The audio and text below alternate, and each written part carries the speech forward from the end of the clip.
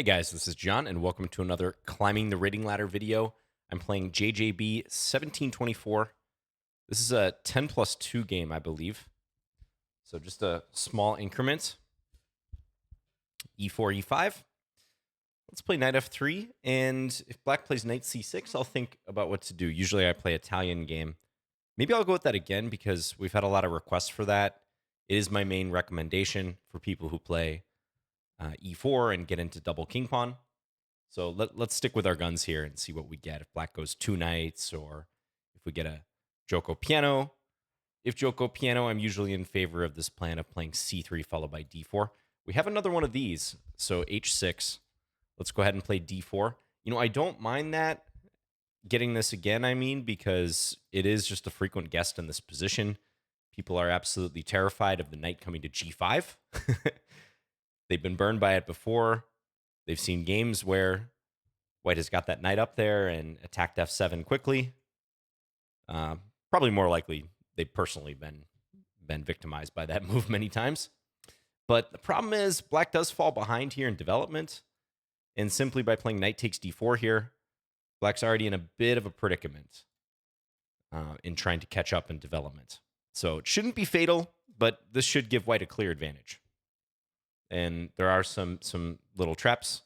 Let's say black were to play bishop c5 here. We can play bishop takes f7, king takes f7, queen h5 with a fork on the king and the bishop. Okay. Black elects to take on d4, so swapping.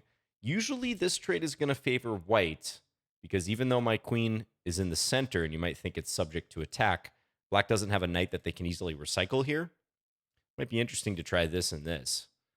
But if they want to push the queen away in some other way, c5 is a weakening move. Just as I say that, black does play it.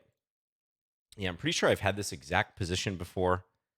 Queen d5 comes to mind, hitting f7, threatening checkmate. But I think on queen e7, black can look to play knight f6 and try to kick the queen away. So my recommendation here, what I'm going to do is just play queen d3. And assuming black puts this pawn on d6 in the future, look for me to try to develop an attack against that pawn. Bishop f4, knight c3, maybe castling queenside and generating play against that pawn. That is such a common storyline. If you followed this series, Climbing the Rating Ladder, I'm getting deja vu. You've probably seen me in positions of this type before, probably several times.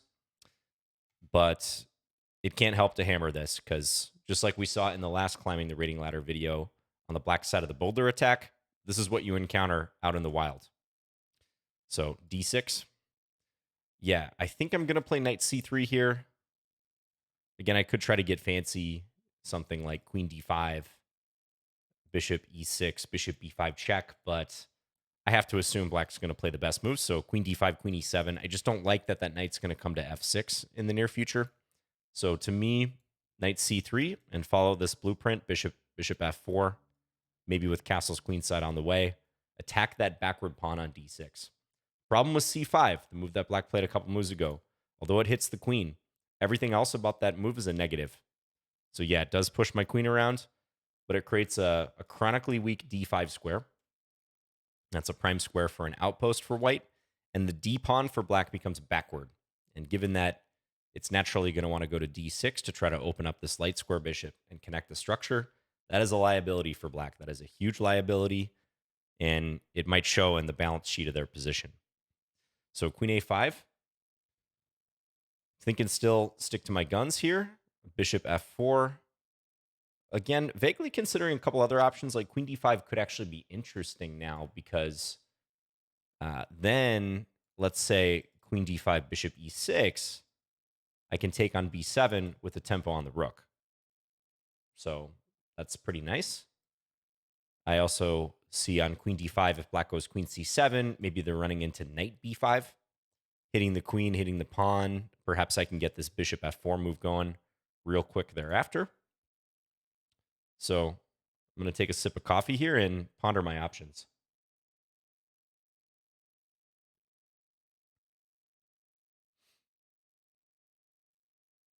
I've been watching this other YouTuber, by the way, has nothing to do with chess, but I think his username is Steve1989 MRE info. And Again, totally unrelated to chess. I highly recommend his videos.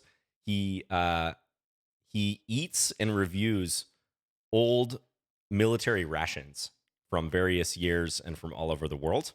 And his demeanor is awesome. I really just like the guy's presence. He has certain sayings, and I can't get them out of my head as I'm recording a video. Like he'll often say, "Nice," when putting something on a plate that he's reviewing. Actually, specifically, he says, let's get this onto a tray." Okay, so with that detour, I'm debating between these two moves. Bishop f4. Yeah, let's just play bishop f4. Again, queen d5 might be better, but I want to be consistent. And attacking this pawn, I think, cannot be a bad decision. So let's go ahead and do it. But huge shout out to Steve. Check out his channel.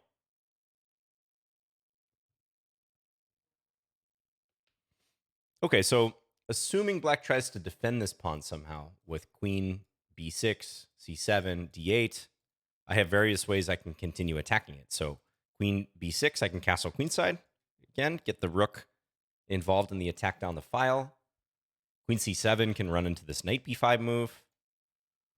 So already a tough spot for black. They're having to deal with the repercussions of this backward pawn. Again, queen d5 might have been stronger there. Wasn't quite sure. Queen d5, queen c7, knight b5, queen d7, bishop f4. Just again, that knight f6 move. I see I can maybe take on d6, some mass trade. Maybe I lose the pawn on e4 at the end. And since I know my position's already good, let's just play a developing move, get another piece in the game with tempo, and go about our business.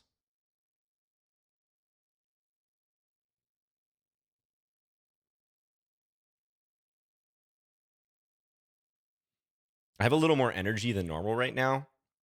One thing I've been doing every day is I've been going out and the weather's been really nice here in Minnesota. So I've just been walking for about an hour every day.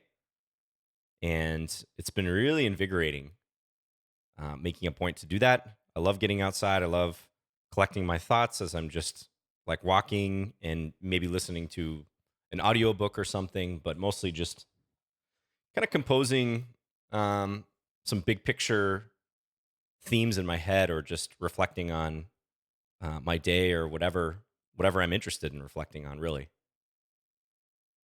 So I highly recommend walking, making time for walking if you can every day.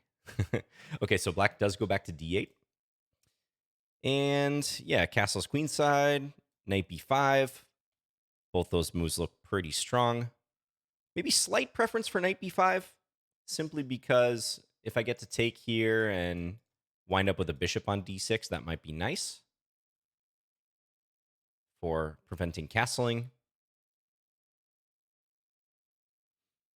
Yeah, multiple good options, though. Let's actually castle, because I'm thinking maybe I can get this knight to come to f6 and then play knight b5.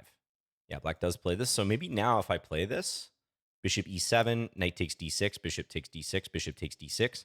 Black does not have a knight that can go to e7 to try to facilitate castling queenside. Now, I could take d6 right away. We'll have a big trade. I win a pawn out of that, but I'm looking for more here already because I think this king being stuck in the center is going to be a big theme pretty soon. It already is. Another move I definitely should have considered is e5. Yeah, e5 would have been thematic there. Maybe black has knight h5 attacking the bishop, but point being on e5, black could not take because I'm crashing through with queen takes d8. So, yeah, I probably should have had a look at that. I didn't see it until after I played knight b5. I don't know how e5, knight h5 would have turned out, but I definitely should have thought about it.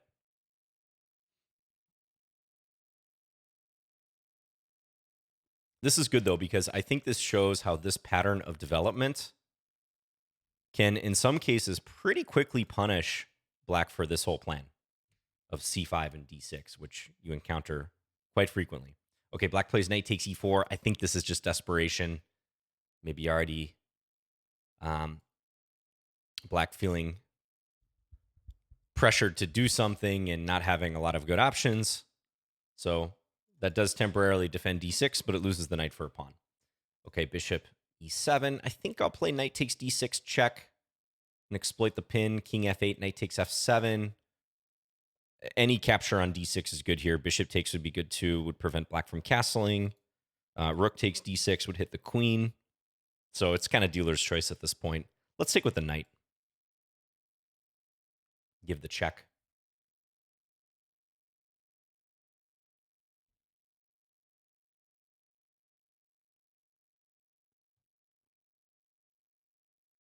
Yep, king f8. And knight takes f7. If we do that, it forks the queen and the rook. Also got the rook on d1 participating. This is pretty much over. Definitely over. But let's see if we can conclude this efficiently. I don't mind if people play on a position like this. I don't take any offense. Now, if the opponent started tanking or something, that might be different, but I don't get any vibes like that from black. But even in positions where you're completely winning, you can always try to review your thought process, mentally critique yourself, and find ways to improve. Don't just write off a winning position because you know it's winning. That's how you get in trouble in chess, actually. Okay, queen e8. Probably go pick up this rook on h8, whereby I'm threatening knight to g6. The only thing is the queens are in opposition, right? So if black could play a move like a bishop g5 check, that would be trouble because my queen would be under attack. But I'm scanning. I don't see after knight takes h8, just visualizing that move, how black would punish me at all. And again, knight g6 is coming thereafter. Notice the bishop controlling the light squares here, especially the g8 square. Might be other stuff too, but let's take the rook. Looks pretty simple. This is near unstoppable. Oh, disconnected. We'll see if black gets back here.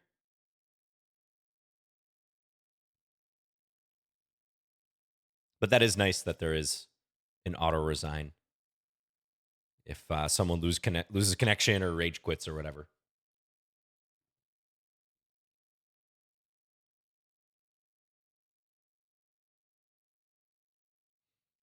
We'll find out in a few seconds.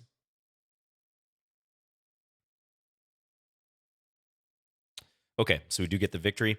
All right, so a one-sided game, no doubt about that. That happens in the Climbing the Rating Ladder series. Again, if you're new to this channel or this type of video, this series, this is not meant to dunk on anyone. You know, I'm not like keeping track of usernames and trying to humiliate people. We're just using this purely for instructional value because these are the type of players, situations, games that you as viewers see a lot. And I've been teaching chess professionally for about 13 years now. And frequently from these games, situations come up that I would like my students to know about or specifically teach my students how to react to. So guaranteed, if you play the Italian game and you're an amateur, even up to 2,000 plus sometimes, you're going to face this h6 move. This is the anti-fried liver defense. A lot of times black is just paranoid about knight g5. They've ran into this move in the past, maybe had some bad experiences in the two knights defense. They know it's a theme, and they say, all right, I just want to put a stop to that. But if you've watched these videos or done some independent work yourself, you'll know that d4 and playing it kind of like a Scotch game, you know, d4 take, just gravitating towards the middle of the board, is a nice way to gain an advantage. This position's already a little uncomfortable for black. They're kind of scrambling to complete development. I think black should probably play d6 here for the record, just to start shoring things up and attempt to stabilize the position. We might go knight c3, let's say knight f6. You can think about trying to force some tactic like this and take. But even if you were to just develop here, let's say h3 to control the g4 square, bishop e3, something like this, we might settle into a nice position with a slight edge for white. Kind of looks like a Philidor. That's probably about the best case scenario for black. There are a lot of little traps. I mentioned this bishop c5 one. Remember this because this is, again, kind of like a Scotch game idea for black to try to develop and hit this knight. But with white having gained the move bishop c4 and black having spent their move on h6, White has this move, bishop takes f7 now. Remember that idea. Bishop takes f7, king takes f7, queen h5 check. Fork the king and the bishop, and go pick up that bishop, and often defend the knight in the process. So you might think about doing queen h5 first. I think that's another possible permutation, although I think bishop takes f7, start with the most forcing move. The check is almost always going to be cleaner. Yeah, so again, pretty one-sided game, but a thematic one for this line. Absolutely thematic. Frequently, black will try to push this pawn away, the queen away with the pawn, even in a Scotch game. So for those of you who are Scotch game players, like imagine the game goes like this. Let me know in the comments. I'd be curious. How often do you get games like this where black snaps the knight on d4 for the second time, a capture on d4, and you get this position, and black plays c5? Very similar. And honestly, I think the plan should be the same. Back off the queen. Okay, here the bishop's on f1 instead of c4, but the same principle applies. Let's say d6, something along these lines. You can pretty quickly whip up an attack against this pawn, which black has a hard time defending. It's a backward pawn, and yeah, you can go after that pawn. Sometimes you might use the d5 square, but I would say more likely when black has played c5, it's this d6 pawn that's going to hurt. And if they leave it on d7, there's going to be other problems, like let's just say black plays some developing moves here. They might run into e5, hitting the knight because there is no pawn on d6 to guard this square. Yeah, so I feel pretty good about virtually everything I did. Again, there might be some slightly stronger moves. Yeah, what was I mentioning? I feel like there was a moment. Yeah, knight b5, I think I was mentioning right here. Trying to go after the d6 pawn, or queen d5 in this position, I think was another one. Looking for bishop e6, queen takes b7. Just wasn't sure about queen c7. I'm sure that's still excellent for white. But let's see what the game review says. In the last video, I believe the game review was being a bit overly critical. But let's see what it says here. All right. Yeah, so Italian game. So the main two branches for black at this point, as we've looked at many times on this channel, are the two knights defense here, whereupon you would have to be ready for knight g5. This is fine for black, but after d5 takes, you got to know your theory here. And the best move is not knight takes d5. That would lead to the pure fried liver, where white can play knight takes f7 if they want, or this move d4, the lolly attack. We won't go into that now, but you'd have to know to play knight a5, b5, or knight d4 is another move. And those all have their own theory. My recommendation, just baseline here from the black side, would be to play bishop c5. I think this is fundamentally the easiest for e4, e5 players to play, because you make a developing move, you're sort of mimicking white, having put their bishop on c4, and you keep control of the g5 square longer, right? So you don't have to worry about knight g5. We would welcome that move as black here, because we take, and white has just lost a piece. So if you want to try to drag out the defensive g5 without having to play h6, you get to play a developing move instead. That would be my recommendation. And let's just say white makes some generic developing move, castles or d3 or whatever. Then you can play knight f6. At that point, you can play your kingside knight out, because if white goes knight g5 here, attacking f7, you can castle and defend. And just know that this trade on f7, white giving up the bishop and the knight for the rook and the pawn, almost always favors the side receiving the two minor pieces. So black in this case, because those were white's only active pieces. We've covered this on the channel many times as well. That trade almost always favors the side getting the bishop and the knight. So that would be my recommendation to my opponent and anyone, just as a baseline, like looking for a reliable move here. Is just play bishop c5, and then play knight f6 thereafter, and likely castle. When we see this h6 move, I go ahead and play d4. I don't have to play d4. I mean, I could castle, maybe c3 makes some sense too, but this is definitely the most direct. I always play it here. Yeah, and here too, castles. I know some people gambit the pawn, play it like a Danish gambit style with c3, but I figure why even bother? So knight takes d4. Wonder if we look at the opening book. Yeah, there's a smattering of games here, 16 games. I won't move my camera because it's not too important. But suffice it to say, white scores pretty well here. Yeah, 90%, I think you can see up there. So not a line you want to get involved in from the black side. And again, black can mitigate some of the damage by refraining from taking on d4 the second time. This is interesting. The engine's suggesting something like knight e5, knight f6. Yeah, we might have some normal development after this. It's probably not too bad for black. Like, they can probably get away with like a slight disadvantage out of this. Yeah, engine's signaling almost equal. But in practice, I'd say that happens pretty rarely. Like, usually black's kind of doubling down like they did in the game or going astray pretty quickly. So knight takes d4, queen takes d4. Now, I know for a fact on this channel, we have a game where black played queen f6. I'll try to link that in the comments if I can. I played bishop e3 against that and tried to invite a queen trade on my own terms.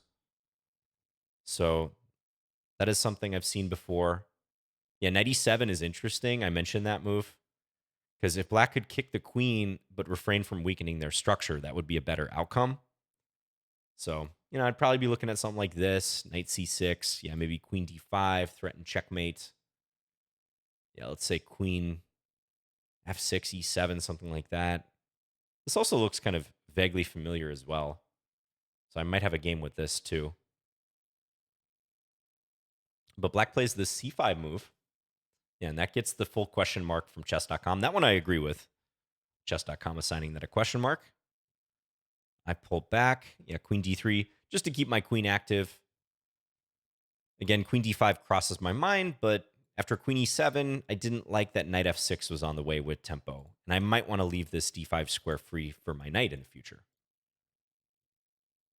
So queen d3, yeah, d6, interesting. D6 considered the best move here, but the damage has already been done. This is already about a +1 advantage for white. Yep, so I develop. Queen a5. Looks like a bunch of moves are good here. e5, castles, bishop b5. Yeah, I probably should have thought about bishop b5. Didn't consider that move at all. I think I autopiloted this phase of the game a little bit because I knew black was going astray and I knew I had several good options. But if I'm being fully honest with myself, I think I was a little lazy here. There's the e5 move coming up that I didn't really look at or give too much credence. Bishop b5, though, on second glance, looks really good because if black wants to avoid moving their king right away, the only other move is bishop d7. That makes any sense, but they're going to have to move their king thereafter. I see, for example, I have this move forking these two pawns. But this was nice, too. I got to show the kind of standard setup, bishop f4. So if black had played, let's say, bishop e7 or something, we could follow this same plan just to show normal development, pile up on this pawn on d6. It's so nice to be able to castle, connect the two rooks, tuck your king, and get that rook engaged right away. So one thing you're really seeing with this whole operation against the d-pawn is that when you castle queenside, although it's more time-consuming to arrange because you have to move your queen, you get to include that rook on d1 in the attack oftentimes. Whereas when you castle kingside, the rook on f1 might be in the fray if the f file's open, but it's far less likely than the d file being open or semi-open. So it's kind of just an aesthetic, very pleasing way to play when you can get that rook involved right from the jump by castling queenside, securing your king, getting the rook in the game. Okay, so queen a5, bishop f4, queen d8, black goes back. Castle queenside, looks good. Engine's also calling for e5, trying to bust open the position because if takes, there's bishop takes f7, among other things. Trying to deflect the king from the queen. But hard to argue with this. Yeah, knight f6. And here's where I refrained from taking on d6 because I just thought that was letting black off the hook a little bit easily, where it was just a pawn deficit and black could, for example, castle. I'm thinking, let's go for more here because I'm fully developed. We have almost all the pieces in the fray aside from this rook. So I played knight b5, but really I should have looked at e5. Saw that afterwards. Good job. Give yourself a pat on the back if you saw that before I did. Such a thematic move. It even conforms to my 2 points of contact mantra that I'm always trying to reinforce with you guys. Pawn breaks are so effective when you're attacking two things. So pawn takes, black gets mated. What happens if knight h5? Bishop b5 is good. Wow, look at this line. Bishop d7 and then e6. Who cares about the bishop on f4? Let's go for the attack here. Interesting. Yeah, because if take, probably take on d7 one way or the other. Oof, yeah, and black already has to give up the queen because this runs into...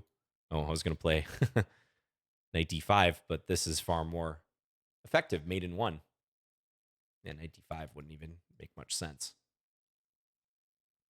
Okay, so yeah, should have looked at e5 there. But knight b5, we get another attacker in the game. This is +3 already. Wow. And knight takes e4 gets the check mark from chess.com. Maybe they pulled back the auto analysis, the harshness of it in response to my last video. Because I really thought it was hyper calibrated when I made that last video. It was given an accuracy to moves that I thought were completely fine and the engine was even agreeing with. Now it's swinging in the other direction. Knight takes e4, good. But yeah, in fairness, I mean, black has really no decent way to probably save the game at this point. I guess some of these moves enable black to fight, but the damage has been done. This should be over. So just to show like a basic problem for black, if we get something like this, not only do they go down the pawn, but they can't get their king out of the center because you can't castle through a protected square. You can't castle through check. So black's going to be at my mercy here. Bishop takes c5, e5, a rook coming over to e1, queen b3 maybe, trying to attack f7. It's really, really bad.